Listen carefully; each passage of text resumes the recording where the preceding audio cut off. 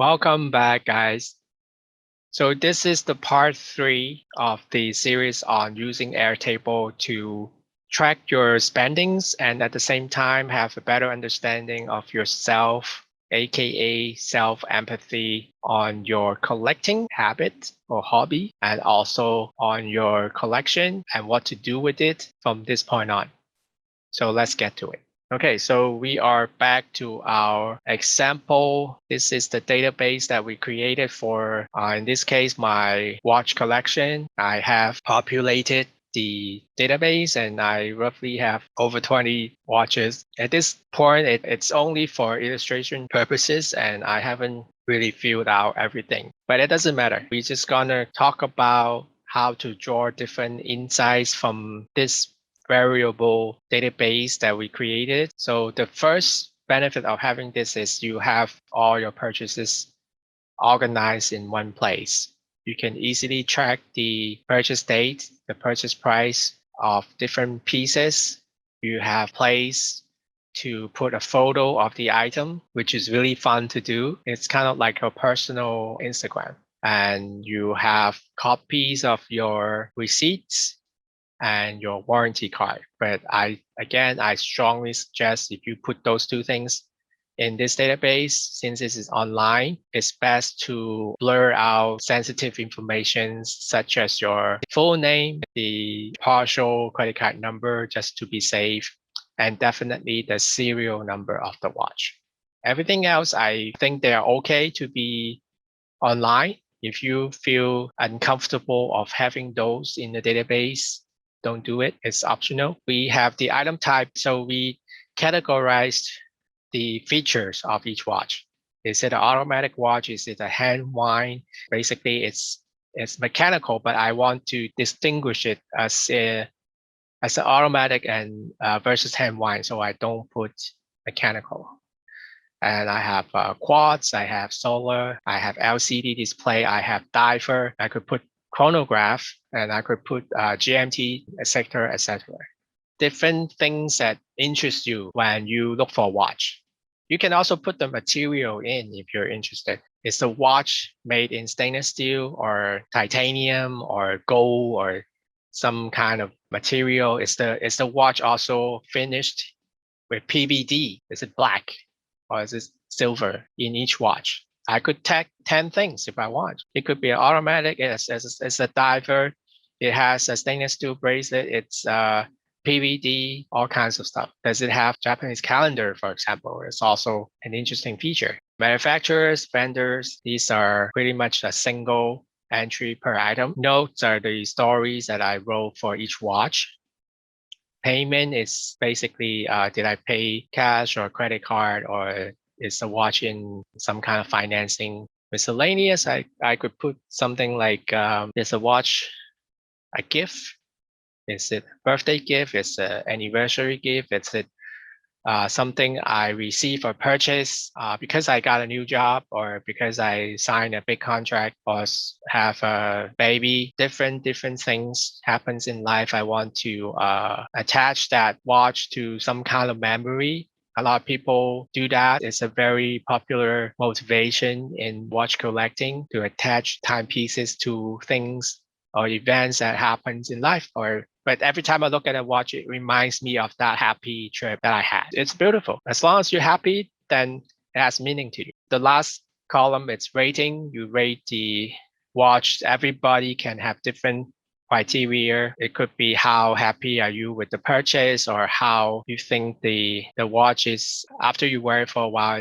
How does it feel, or how useful the watch is it for you? If it's like really high in utility, if that's something that you're looking for, then it receives a higher rating. Or if the watch end up being too big or too heavy or doesn't go with your outfit, it's a bad decision on purchase. So it would be a low rating if that's your criteria. The reason you do rating is you can use the filter function on the main table to filter out different things and look at things in a different manner. There are several tricks to it. For example, the first one is you can filter by the asset tag, which is the ID of each item. And in the previous video, I talked about I like to put the date, not exactly the date, but the year in 4-digit plus the month of the purchase. And if it's a watch, I will put WCH, and if it's accessories, I put ACC. If it's something else, I would invent another letter code for that. So you could do that in the filter. Right? If I only want to look at watches, I could type WCH, or want to see how many watches I bought in a particular year, I could tap in the year over here. And I could even go a step further. And let's say I do the month as well. And then you see it comes up over here. So if you do different currencies, you can also add a different filter, like a secondary filter. And I put you can put the currency equals to USD. So at the bottom, I could do a sum, and bam, that's the total I spent in this particular month. And I bought 5 watches in that month. It's quite handy to dig up stuff like this. You can also look at the date over here and find some patterns. How far apart are they from purchase number 1 to purchase number 2? Usually I'll be looking at purchases that happens pretty close to each other, or even on the same date or within the same week. I would look at the stories, the notes, look at the dates, and then find out why this happened. Why did I purchase so many watches within 1 week? What happened? If it's like compulsive purchase, I would actually add that in the miscellaneous as a tag, just to remind myself. And then later on, you can also use the filter if you like to find out how many pieces you actually bought without thinking about it. And we will have some solutions to that. Don't worry. Okay.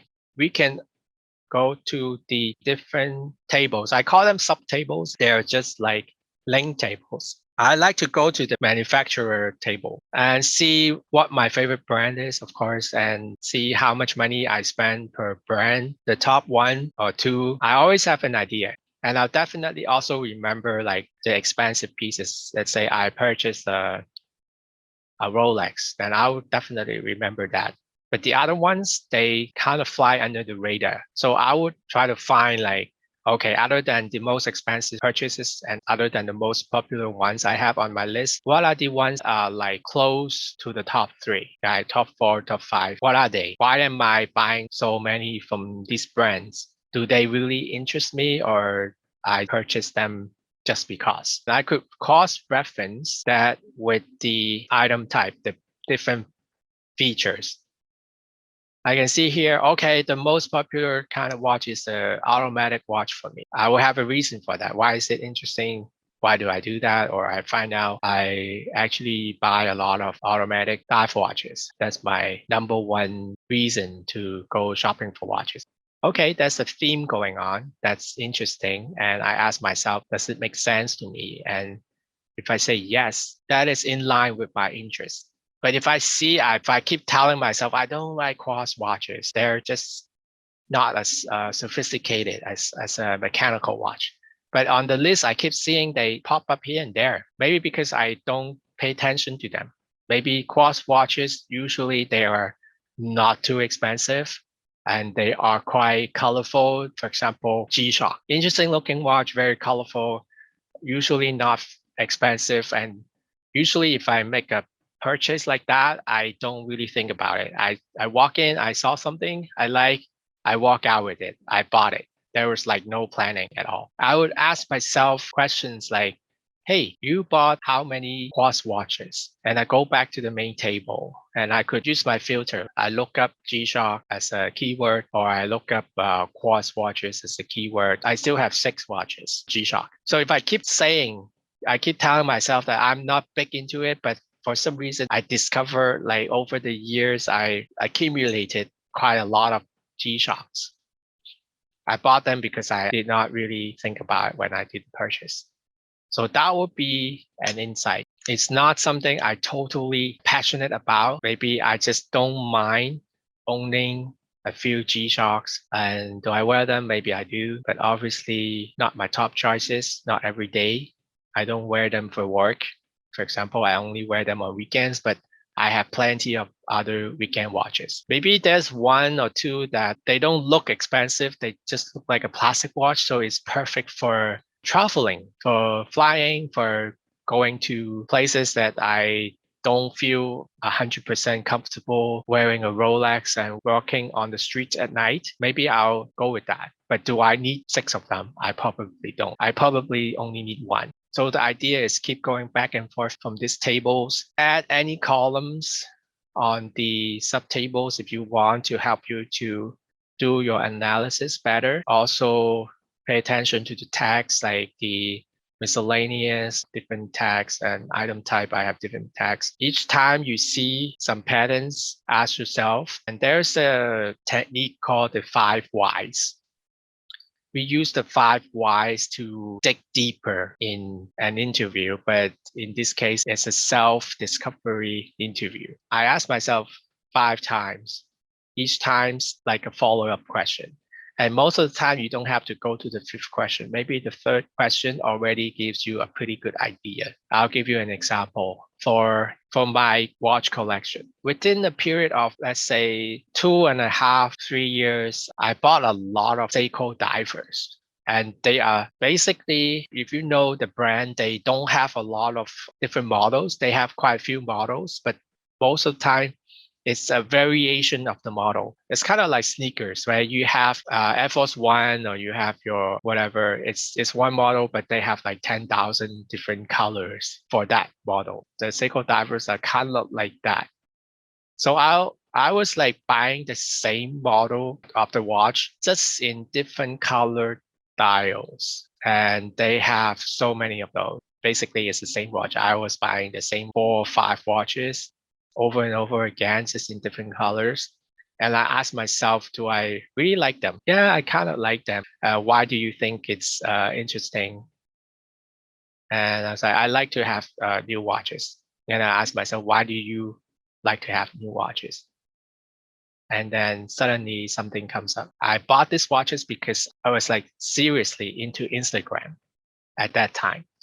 I know about Instagram. I used Instagram, but I was never trying to be like a content creator for Instagram. But suddenly during that time, I got hooked into it. I was so eager to show pictures of new watches in my Instagram because I know people were looking for new watches and new models as they come out. You know, Seiko, the release, they're a little bit quicker in Asia than in North America and Europe. So when you get the watch pretty much on the same, let's say the same day it comes out in Asia, you post a picture, you will be like one of the first people to post a real picture of that watch. A real picture meaning pictures that are not like press release photos from Seiko. I have a passion in photography and I love taking pictures. So I would like make some fancy pictures or interesting pictures of the watch on the wrist or in some kind of setting. I wanted to do more every time to get people to give me likes or some comments like, hey, great looking watch, nice watch, that kind of stuff, or and to get some new followers and things like that. So right there, right then, I don't have to go to the 5th why to know why I was having this kind of behavior. Of course, I also enjoy the shopping, wearing the watches. It's not really like I bought the watch, I take a few pictures of it, and then I just toss it and I don't ever look at them again. It's not like that. Watches are a little bit different because it's something with some utility in it. You can wear it. It's jewelry for men. It's part of the outfit. Honestly, a lot of times if I don't wear a watch the whole day, I feel kind of naked. Not completely having a panic attack, but sometimes I feel a little bit like that, even though I don't need the watch to tell the time. So that was the insight, the discovery. I could go on like, is it becoming expensive and is it worth it to do something like that? People know me. I actually got off social media, probably like 99%. I don't really go on Instagram anymore. I don't really use Facebook anymore. So basically I'm not doing that anymore and I don't miss anything really. The priority for myself at that point is to get off social media and to tell myself I don't need to buy all these new releases. I'm not telling myself to completely stop the hobby because I still think it's fun and interesting, but I need to be very smart about buying watches in the future. While doing that, I also have to figure out what to do with the current collection I have after buying quite a bit of new watches within that 2.5, 3 years. These conclusions they came out from the insights and by asking myself why. Of course, I could also write down basic goal of my current watch collecting hobby. Like, for example, I could tell myself I want to have a sensible size of collection. And I want to have a certain theme because I like to wear them. I think they fit my lifestyle. And basically, I have a watch for every occasion. Let's just say that. And everything else is just maybe a little bit redundant or not necessary for my collection. For example, maybe I have a few G-Shocks, but now people are getting more sensible about the watch size versus the wrist size. I actually, in the past, I have sold quite a few of them. And there are a couple pieces, and even if I sell them, I won't get a good price. I may consider to maybe just donate them. If you look at the total amount of money you purchased over the years, you look at it as like, wow, that's how much I spent in the past 5 years. That's a lot of money. If you ever feel like that, it may be a good direction in the future to limit your purchases. And with that, I'm going to talk about how to do that, which is something I call a buying list. You could do that in your existing database, or you could put it somewhere else. You could go to the top and click on this plus, and it says create an empty table.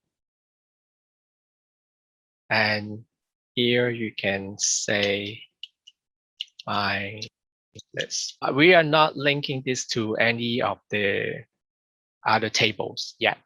Okay, it can be an independent table. So here I would limit it to, let's say, to 5 items. And on the 6th item, I would put something like a whole bunch of X's just to remind myself I don't want to go beyond this row. Okay, maybe that's it. Okay, so here is my buying list. And the number one rule for this is I have to follow this list whenever I do a purchase. And if the watch is not on this list, it doesn't matter what happens, I'm not going to buy it. And it takes a lot of practice, but you just have to be very disciplined on your end to do that. And I'll talk about some tips on how to make yourself more responsible and disciplined. Okay. So basically, limit the space to only 5. So there are 5 watches you do not own currently, but you are interested in buying. Note write a short story on why you are interested in buying this watch. Attachments, maybe like a photo of the thing. And status is kind of interesting. You can put on a few choices, right? This is a single select. Yeah, on here it created for you. It says to do in progress done. You can change it up. You can change it to like top priority or something that you seriously consider, or just put it under the radar, something like that. And over here, you can also put the price.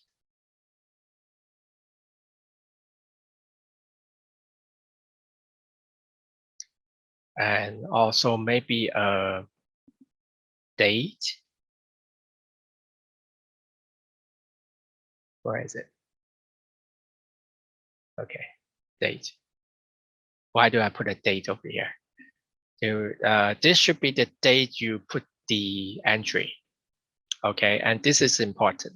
This is important. I put an entry and I put the date of today, for example, and I'm not supposed to buy this watch, let's say within the next 48 hours. Okay, that means I actually give myself 48 hours, 2 days to think about. And it also prevents me from cheating. Right before I walk into the shop, I put that watch on the list and I tell myself, hey, it's on my buying list and I'm just gonna buy it right now. And after I bought it, I can cross it off the list, right? I don't think so. I don't think so. That's not a good way to do it. You have to put it on at least 2 days before. Give yourself some time to think about the purchase. I also would not suggest just delete that record right away to make room for something else so quickly. Maybe give yourself a week, for example. And also there is a cool down period. Once you purchase the watch, you would enter that in your main table, right? And you have the purchase date. So the second rule would be like if your purchase date is within 2 weeks, for example, or even if you want to be more strict on yourself, 4 weeks, 1 month, right? Let's say my goal is to purchase, scale it down to one watch per month, which is already a lot. You're buying 12 watches per year. Come on, let's do that. If you already have a purchase in the past 4 weeks, no new purchases. This is the second rule. You have to wait until the cool down period and then find, if you really, really want to buy another watch, then find another watch on the list and then buy it. So if you give yourself some cool down period, then you may have the list full, but at the same time, it's also crossed out because you purchased them within a certain period of time. Then at that point, you're not supposed to add new entries until the cooldown period is over. Okay, so this is one way to limit yourself on the number of purchases. And this way is to attack the compulsory purchase. And another way to do this is maybe my weakness is not on the number of pieces. I don't buy a lot of watches over the year, but when I do, I usually overspend. I go for the big guns. I spend like thousands of dollars to buy one watch. So what do? You could also limit that based on the value. Let's say if the watch is over $3,000, for example, you limit yourself. Or if the total spending is over $3,000, you limit yourself. You can only do that once every 6 months. So if I bought two watches and they're like 1,500 each, then I equal the limit. So I'm not supposed to buy any more within that 6 months. Make it a habit. Every time you walk by a shop, before you go in, check with your collection database. Just check the dates and check your spending limit or check your cooldown period. Are you allowed to spend anymore? If it says no, then you better not go in there. Maybe you can take a look, but don't go in there and don't start talking to the shopkeeper and ask for pieces to try on and stuff like that. Maybe you end up buying one. Vendors. This is another good one. It's very easy to find your favorite shop. Let's say you have 10 shops that you visit or websites that you visit. If you are within your cool down period, you're not supposed to shop anymore. This list actually tells you the places you should stay away from. And the last point is having this as part of your life design. It's important to work this out in a team fashion. It would be nice if you have friends who are also into watches, which is not difficult to find, I think. If you have a certain hobby and you have a friend or two who is also into this hobby, have your buying list available online to them. You need at least two other friends to work with it. I think a group of three would be nice. You can have more if you want. When a friend is buying a new watch, you guys would know about it. It should comply to this list. Hold yourself accountable. If you see your friend breaking the table, breaking the rules, say, hey, you just bought a watch last week and now you're buying another one. Cool down period is 4 weeks and you're buying the second watch in 2 weeks. What's going on, buddy? Give him some pressure, right? Or give her some pressure. Remind them that this is a big no-no.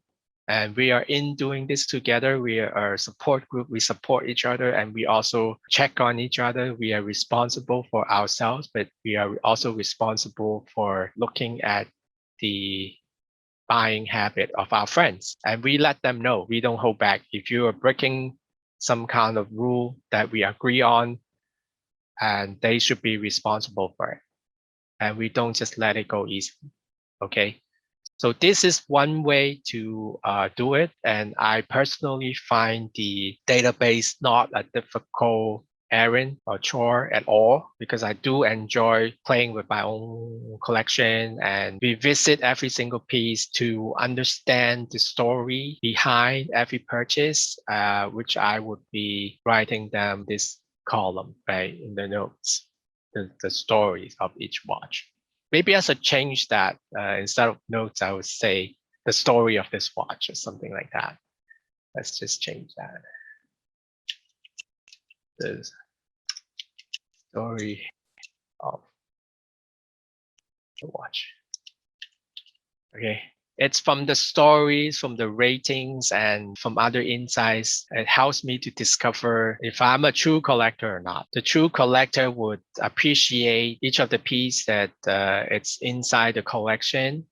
It's not just about the buying and the possession, the owning of the piece, but the interaction, the appreciation, and also the growth personally in terms of the knowledge on the theme of this collection. For example, for watches, I would learn more about watchmaking. I learn about watch design, stories behind watches, or if they are military watches, I may have insight actual military application of the watch. What's the history? What's the story? Or are there any conflicts, battles behind it? Right? There's so many things to learn about when you are truly enjoying the collection. If you find yourself not doing those, maybe it's time to really ask yourself that question. Are you just an accumulator, or you buy watch with a different motivation? Some people buy them just because they think these pieces would appreciate over time, and they have no intention of wearing them because they may scratch them. And they would decrease their value because when they want to sell it, to be able to sell it at the highest price, then you're not really a collector, in my opinion. Is it time to move on to get rid of the habit, or is it time to slim down? Is it time to do something else? It's totally up to you. Regardless of your status as any type of collector, it would be a nice thing to do. And at the same time, you also got to learn how to use the database and how to create a database and how to use Airtable. And you learn something new. What's there to lose? So thank you very much, guys. Thanks for your time. And I really love to hear your feedback on this series of video. And I hope that if you are a collector of any kind, please join me and then do create this database and organize your collection and to enjoy yourself. Thank you again. I'll see you next time.